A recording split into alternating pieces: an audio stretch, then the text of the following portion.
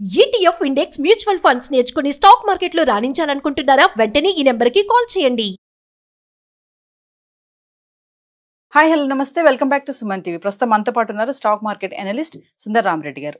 నమస్తే సార్. నమస్తే ma'am. Sir, ఇప్పుడు ప్రెసెంట్ టోటల్ మార్కెట్ అంతా ఎలా ఉంది? ప్రైస్ ఎర్నింగ్ రేషియో ఎంత ఉంది? టోటల్ మార్కెట్ అంటే మొత్తం 4,500 కంపెనీస్ కాదండి, కేవలం టాప్ 750 కంపెనీస్ మాత్రమే టోటల్ మార్కెట్ అంటారు. ఇండియాలో ఉన్న ఈ 4,500 కంపెనీస్ ఏదైతే ఉన్నాయో అందులో ఆల్మోస్ట్ 4,000 కంపెనీస్ లైవ్ లో రోజు ట్రేడ్ అవుతూనే ఉంటాయి అనమాట. వాటిని సైజ్ బేస్ గా తీసుకొని, అంటే మార్కెట్ క్యాపిటలైజేషన్ బేస్ గా తీసుకొని వాటిని క్లాసిఫికేషన్ చేస్తారనమాట. టాప్ 100ని లార్జ్ క్యాప్ అంటారు, టాప్ 100ని. ఆ తర్వాత ఉన్న 150 కంపెనీస్ ని మిడ్ క్యాప్ అంటారు. ఆ తర్వాత ఉన్న కింద 250 కంపెనీస్ ని స్మాల్ క్యాప్ అంటారు. అంటే టాప్ 500 అనమాట ఇవి, small cap, mid cap and large cap. ఈ టాప్ 500 కన్నా కింద ఉన్న 250 కంపెనీస్ ని మైక్రో క్యాప్ అంటారు. ఈ మైక్రో క్యాప్ ప్లస్ ఈ నిఫ్టీ 500 మొత్తం కలిపితే అంటే 750 కంపెనీస్, టాప్ 750 కంపెనీస్ కలిపి టోటల్ మార్కెట్ అంటారు. అంటే తప్ప మొత్తం 4,000 కంపెనీస్ కావు. అందుకని టాప్ లో ఉన్న 750 కంపెనీస్ ని టోటల్ మార్కెట్ అంటారు. ఇప్పుడు ఆ పిఈ కనుక చూసుకుంటే 32 ఉందండి. ఎందుకంటే లాస్ట్ 2 years నుంచి micro caps, small caps, mid caps too much fast పెరుగుతున్నాయి. ఎంత అంటే లాస్ట్ 5 years యావరేజ్ గ్రోత్ 35% దాకా పోయినాయి. లాస్ట్ 1 year అలోనే 50% వచ్చినాయి. ఈ సంవత్సరం ఇప్పటికే 25% వచ్చినాయి. ఇవన్నీ ఏది మైక్రో క్యాప్, స్మాల్ క్యాప్. ఇండియాలో కంపెనీ సైజ్ ఎంత చిన్నగా ఉంటే అంత ఎక్కువ గ్రోత్ వస్తుంది. అందుకని micro cap too much fast grow అయింది, స్మాల్ క్యాప్ గ్రో అయింది, మిడ్ క్యాప్ గ్రోత్ ఉంది, ఒక లార్జ్ క్యాప్ స్టేబుల్ గా ఉందన్నమాట అంతే. ఓకే, అందుకని ఈ మూడు టూ మచ్ ఎక్స్పెన్సివ్ జోన్ లోకి వెళ్ళిపోయినాయి కదా. అందుకని అన్ని కలిపేసరికల్లా నిఫ్టీ ఎలా చూస్తే మనకు 23 పిఈ కనపడుతుంది. కానీ టోటల్ మార్కెట్ క్యాపిటల్ పిఈ మాత్రం హిస్టరీలో ఫస్ట్ టైం 32కి వచ్చింది. 32కి వచ్చింది. 32 అంటే బాగా ఎక్స్పెన్సివ్ కిందకి వచ్చినట్లకే. అంటే కోవిడ్ అప్పుడు మనం చూసుకుంటే ఏప్రిల్ 2020లో అంటే 11.7 ఉండేదండి పిఈ, 11.7. అక్కడి నుంచి స్టార్ట్ అయిన జర్నీ ఇప్పుడు 32కి వచ్చింది. అంటే బేసికల్ గా 25 దాటుతుంది అనుకోండి. ఇది నిఫ్టీ లాగానే కొంచెం ఎక్స్పెన్సివ్ ఉన్నట్లే. ఇప్పుడు 32కి వచ్చింది కాబట్టి టూ మచ్ ఎక్స్పెన్సివ్ ఉన్నట్లకే. అంటే హిస్టారికల్ డేటా చూసుకుంటే గత 5 సంవత్సరాలు ఎప్పుడు లేదు ఇంత ఎక్స్పెన్సివ్ మార్కెట్. అందుకని ఈ టైంలో ఎవరన్నా మైక్రో క్యాప్, స్మాల్ క్యాప్ లో పెడుతున్నారు అంటే 1-2 సార్లు థింక్ చేసుకోండి. రిస్క్ టూ మచ్ జోన్ లోకి ఎంటర్ అవుతున్నారు, రివార్డ్ అంత వర్త్ కాదు ఇప్పుడు. అలాగని మార్కెట్ ఏదో కొలాప్స్ అవుతుంది అంటలేదు, బట్ వాల్యుయేషన్ పరంగా ఇది ఆల్రెడీ ఎక్స్పెన్సివ్ జోన్ లోకి వచ్చింది. బట్ అదే టైంలో కొత్త ఐపీఓస్ వస్తున్నాయి. ఇయర్లీ 100 వస్తున్నాయి కొత్తగా ఐపీఓస్. అందులో 90% అన్ని ఈ మైక్రో క్యాప్లు, ఈ SME stocks and small caps వస్తున్నాయి. అవి రావటం కూడా ఎక్స్పెన్సివ్ జోన్ లోకి వస్తున్నాయి, 40p 50pకి వస్తున్నాయి. అందుకని ఓవరాల్ టోటల్ మార్కెట్ తో పోల్చుకుంటే ఇందులో కాస్త చీపర్గా ఉందంటే లార్జ్ క్యాప్సే. ఓన్లీ లార్జ్ క్యాప్ మాత్రమే చీపర్ గా ఉన్నాయి. ఇవి బ్యాంకింగ్ లో అయితే ఇంకా బాగా చీపర్గా వచ్చేసింది. హెచ్డిఎఫ్సి లాంటివి కూడా 18pకే దొరుకుతున్నాయి, 18 కోటాక్ అన్ని కూడా. బట్ ఇవైతే చాలా ఎక్స్పెన్సివ్ వెళ్ళిపోయింది మార్కెట్. అండ్ కాబట్టి వాల్యుయేషన్ ప్రకారంగా చూసుకుంటే టోటల్ మార్కెట్ హిస్టరీ మొత్తం మీద మోస్ట్ ఎక్స్పెన్సివ్ జోన్కి వచ్చేసింది 32p. బట్ విడదీసి కనుక మనం చూసుకుంటే నిఫ్టీ మాత్రం స్టిల్ 23నే ఉంది.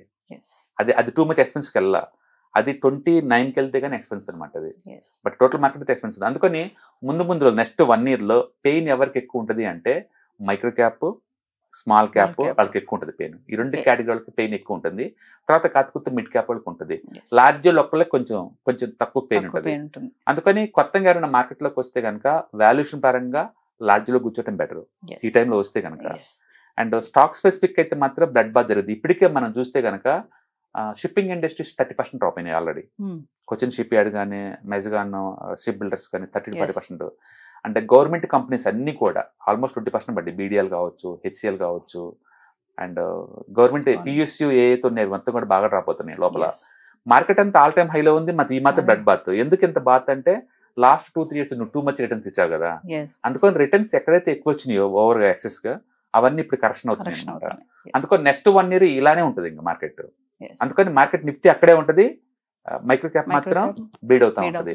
అందుకని ఏ రోజుకి ఆ రోజు నిఫ్టీ చూస్తేనేమో ఫ్లాట్ గా ఉంటది, లేదా గ్రీన్ లో ఉంటది. మైక్రో క్యాప్ కలిసి స్మాల్ క్యాప్ చూస్తే -1 లో ఉంటాయి. రీజన్ ఏంటంటే నువ్వు టూ మచ్ గా మూవ్ అయ్యావు కదా లాస్ట్ కపుల్ ఆఫ్ ఇయర్స్ అందుకనమాట. సో ఇప్పుడు మార్కెట్ ఎక్స్పెన్సివ్. అంటే ఎక్స్పెన్సివ్ అనొచ్చా, చీపర్ అనొచ్చా? నో, ఇట్స్ వెరీ ఎక్స్పెన్సివ్, అందులో డౌట్ లేదు. టోటల్ మార్కెట్ క్యాపిటలైజేషన్ పిఈ ప్రకారం it's very expensive. But at the time growth ఉందన్నమాట నిజం, బట్ గ్రోత్ కంటే ఎక్కువ ఎక్స్పెన్సివ్ ఉంది ఇంట్లో. అందుకని 32p నువ్వు జస్టిఫికేషన్ చేసుకోలేవు, అందుకని ఎక్స్పెన్సివ్ అన్నారు. Price earning ratio, value investing versus అంటే ఏం చెప్తారు? వాల్యూ అంటే ఒకటే అండి, historical price to earning ratio తో పోల్చుకున్నా, ప్రైస్ టు సేల్స్ తో పోల్చుకున్నా, ప్రైస్ టు బుక్ వాల్యూ తో పోల్చుకున్నా ఇప్పుడు తక్కువ రేటు దొరుకుతుంది అనుకోండి, ఈ కాల్డ్ యాజ్ ఏ వాల్యూ. అంటే వాల్యూలో ఎర్నింగ్స్ లేవు, ఇంత ముందుతో పోల్చుకుంటే తక్కువ దొరకడం ఒకటే. అంటే ఒకప్పుడు నేను రోడ్డు మీద తిరిగాను, bench car ₹1,00,000 car break down అయింది, ఎందుకు పనికి రావట్లేదు, నేను 1,00,000 అమ్ముతాను, 1,00,000 చీపర్ అని అనలేవు. అందుకని వాల్యూలో ఎక్కువ ట్రాపింగ్ ఉంటుంది, కొన్ని అయితే ట్రాపింగ్ ఉండవు. ఓవరాల్ మార్కెట్ పడ్డప్పుడు మీరు పడితే అది ట్రాప్ ఉండదు. ఓవరాల్ మార్కెట్ హెల్దీగా ఉంటే మీరు మాత్రం డ్రాప్ అవుతున్నారు అనుకోండి, ఏదో ట్రాప్ అవుతున్నారు ఇక్కడ. అందుకని వాల్యూలో ఎక్కువసార్లు ట్రాపింగే ఉంటది. అందుకని వాల్యూ బయింగ్ అందరు తీసుకుంటారు, కానీ వాల్యూ బయింగ్ అంత ఈజీ ఏం కాదు. కాబట్టి ఎక్స్పర్ట్స్ కప్ చేయడం బెటర్ ఆ ఏరియా వరకు.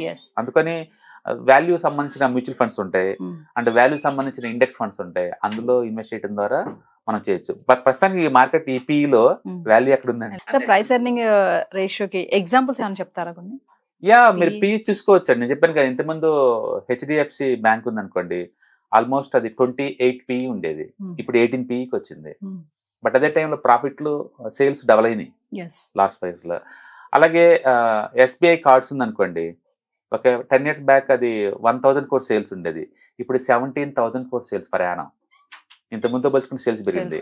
అలాగే ప్రాఫిట్ అనుకోండి, 10 years బ్యాక్ అది 130 crore ప్రాఫిట్ ఉండేది పర్ యానం, ఇప్పుడు 2,300 ప్రాఫిట్ అవుతుంది సంవత్సరానికి. 17x పెరిగింది సేల్స్ ప్రాఫిట్స్ రెండు కూడా. స్టాక్ అయిపోయి నుంచి ఇప్పుడు దాకా 0 రిటర్న్స్.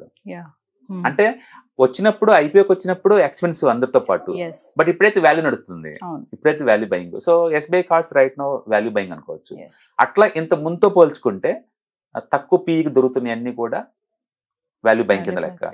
పీఈ కావచ్చు, బుక్ వాల్యూ కావచ్చు, సేల్స్ కావచ్చు, ఈ మూడింటితో కంపేర్ చేసినప్పుడు ప్రీవియస్ దాంతో కంపేర్ చేసుకుంటే ఇప్పుడు తక్కువ దొరకటాన్ని మనం అండ్ వాల్యూ బయింగ్ అనొచ్చు. ఓకే, మార్కెట్ ఈ టైంలో కొంచెం మీరు సేఫ్టీ ఎక్కడ ఉందంటే ఆటలోనే ఉంది అంతకంత. ఎందుకంటే వాళ్ళు పెట్టడం ఇన్వెస్ట్ చేయడమే తక్కువ ఎక్స్పెన్సివ్ వాటిలో పెడతారు కాబట్టి కొంచెం సేఫ్టీ దాంట్లో. దీనికైనా ఫార్ములాస్ ఉంటాయా? ఫండమెంటల్ అనాలిసిస్ లో వీటన్నిటికీ ఫార్ములాస్ ఉంటాయి. ఏముంటాయి సార్? ఏదైనా ఒక 2 ఫార్ములాస్. ఇప్పుడు ప్రైస్ టు ఎర్నింగ్ రేషియో అన్నాం కదా, లైవ్ మార్కెట్ ఉన్న ప్రైస్ ని ఎర్నింగ్స్ తో కంపేర్ చేస్తారు. ఎర్నింగ్స్ గ్రో అవుతా ప్రైస్ గ్రో అవ్వకుండా ఇంతే ఉందనుకోండి, చీపర్ కింద లెక్కే కదా. ఒకవేళ ఎర్నింగ్స్ పెరుగుతూ ప్రైస్ ఇంకా పడుతుంది అనుకోండి, ఇప్పుడు ఇంకా దట్టి చీపర్ అనమాట. అందుకని ఎర్నింగ్స్ తో పోల్చుకోవాలన్నమాట. దీంతో ఈ ప్రాఫిట్ తో పోల్చుకో, ప్రాఫిట్ పాజిటివ్ పెరుగుతుంది, ఇది స్లోగా పెరుగుతుంది, సో కాబట్టి చీపర్ దొరుకుతుంది. ఇది పెరుగుతుంది, ఇది పెరగకుండా ఇంతే ఉంది, ఇంకా చీపరు. ఇది పెరుగుతుంది, ఇది ఇంకా పడుతుంది, దట్టి చీపరు. అందుకని దట్టి చీపరు ఇట్లా చూసుకోవచ్చు అనమాట మనం. అందుకని హిస్టారికల్ డేటాతో మనం కంపేర్ చేసుకోవచ్చు. అందుకని వాల్యూ బయింగ్ అంటే nothing but last 10 years average P కన్నా తక్కువ దొరుకుతున్నాయి అనుకోండి, ప్రాఫిట్ పెరుగుతూ కూడా, ఈ called as a value buying. So overall గా what is a good P ratio అంటే ఏం చెప్తారు? నో, అలా చెప్పలేము, ఒక్కో సెక్టర్ కి ఒకలాగా ఉంటుంది. ఎగ్జాంపుల్ పేపర్ ఇండస్ట్రీ అనుకోండి, 7 PE అంటే బాగున్నట్లు లెక్క, 10 PE అంటే ఎక్స్పెన్సివ్ ఉన్నట్లు లెక్క ఆల్రెడీ. రిటైల్ ఇండస్ట్రీ అనుకోండి, 100 PE అంటే చీపర్ కింద లెక్క. అందుకని 100 PEని ఇక్కడ 6 PEతో నువ్వు కంపేర్ చేయలేవు. అలాగే ఐటీ అనుకోండి, 25 PE అంటే రీజనబుల్, అది 30 PE 35 అంటే ఎక్స్పెన్సివ్. కొన్ని ప్రొడక్ట్ బేస్డ్ కంపెనీ అయితే 80 PE కూడా ఉంటాయి, స్టిల్ అయితే చీపర్ కింద లెక్క. అందుకని యూనివర్సల్ గా దాన్ని ఆ కాన్సెప్ట్ ని అప్లై చేయ, 1+1=2 లాగా నువ్వు అప్లై చేయవు. అది కంపెనీని బట్టి అండ్ వాటిలో ఉన్న మోట్ అంటే స్పెషాలిటీని బట్టి, దాంట్లో యూనిక్ సెల్లింగ్ పాయింట్ ని బట్టేసి, ఆ కంపెనీ యొక్క బిజినెస్ మోడల్ ని బట్టి, అటుకున్న గ్రోత్ ని బట్టి హిస్టారికల్ గా కంపారిజన్ ఉంటుంది అనమాట. రాను ఏంటంటే రెలవెన్స్ తగ్గిపోతా ఉంటుంది పీఈకి. సపోజ్ బజాజ్ ఫైనాన్స్ ఉంది అనుకోండి, ఇండియాలోనే అది one of the best personal finance company. Okay, and credit retail finance లో వాటిలో ఇప్పుడు ఏమైంది, జియో ఎంటర్ అయింది, నువ్వు మోనోపోలి కాదు ఇప్పుడు ఇంకా. అండ్ ఇప్పుడు ఎయిర్టెల్ కూడా స్టార్ట్ చేశారు. ఎయిర్టెల్ కూడా ఎయిర్టెల్ మనీ అని చెప్పేసి వాళ్ళు ఎయిర్టెల్ ఫైనాన్స్ అంటారు దాన్ని. వాళ్ళు 9.1% వడ్డీకి వాళ్ళు డబ్బులు తీసుకుంటున్నారు జనాల దగ్గర నుంచి. వాళ్ళు ఏంటంటే డెట్ ఫండ్స్ అన్నిటికీ ప్లాట్ఫామ్ క్రియేట్ చేస్తున్నారు అనమాట. ఇప్పుడు అలాంటి పోటీ వచ్చినప్పుడు నీకు పోటీగా నీకు వచ్చే బిజినెస్ వాళ్ళు షేర్ చేసుకోవాలి కదా, యూనిక్నెస్ లేదు కదా. No surprise, stock is trading 1 year లో. ఇప్పుడు బజాజ్ ఫైనాన్స్ 1 year లో ఉంది. సో ఇంతతో అయిపోలేదు, రాను అది ఫండమెంటల్ సౌండ్ అయినా సరే ఇంకా పడుతుంది స్టాక్. అందుకని ఫండమెంటల్ గా మనకి ఎంతకంత ఐడియా ఉంటేనే లాంగ్ టర్మ్ ఇన్వెస్ట్మెంట్ కి వెళ్ళాలన్నమాట. లేదంటే ఒకప్పుడు చూసి ఇప్పుడు కూడా అన్నట్టు ఉంచకూడదు. ఎందుకంటే కాంపిటీషన్ పెట్టేసేసి మనకున్న బిజినెస్ ఛాన్స్లను బట్టేసి అవి మారిపోతా ఉంటాయి. చాలా మంది డామేజ్ అయిందాక వెయిట్ చేస్తూ ఉంటారు. డామేజ్ అవదండి, కాంపిటీషన్ ముందే ఊహించుకోవాలి, మనం ముందు షిఫ్ట్ అవ్వాలి మనం. Thank you sir.